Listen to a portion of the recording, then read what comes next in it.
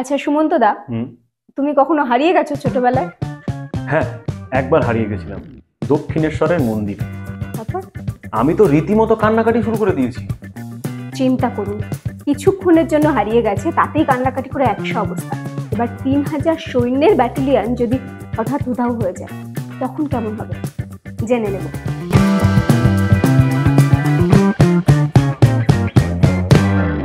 December 1937, China আর জাপানের যুদ্ধ। চায়নার অবস্থা খুব একটা সুবিধের না। জাপান ক্রমশ চায়নার মাটি দখল করে নিচ্ছে।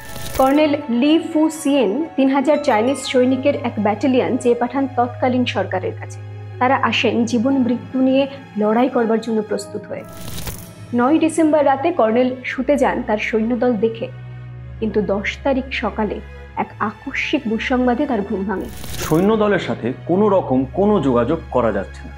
তারা যখন সেই সৈন্যদলের অবস্থানে পৌঁছন, তারা দেখেন যে গোটা ব্যাটালিয়নটি উধাও। তাদের সব অস্ত্র যেমন ছিল ঠিক তেমনই রয়েছে।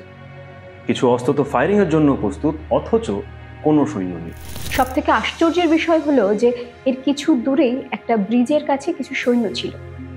এতজন সৈন্য যদি কোথাও যায়, তার কোনো আওয়াজ পাওয়া যাবে না। সেই সৈন্যরা কিন্তু কোনো আওয়াজ শুনতে পায়নি, এমনকি তাদের কোনো পায়ের চিহ্ন পর্যন্ত পাওয়া যায়নি। ওই অঞ্চলের গাছপালা এতই কম যে 3000 সৈন্যকে লুকিয়ে থাকতে কোনো রকম সাহায্য করবেন। আজও এই 3000 সৈন্যের রাতারাতি উধাও হওয়ার ঘটনার সঠিক কোনো ব্যাখ্যা পাওয়া যায়নি।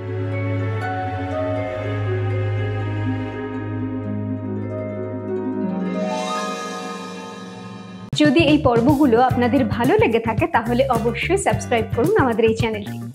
আর এই এপিসোডগুলো ভাগাভাগি করে নিন আপনাদের পরিবার এবং বন্ধু বান্ধবদের সাথে।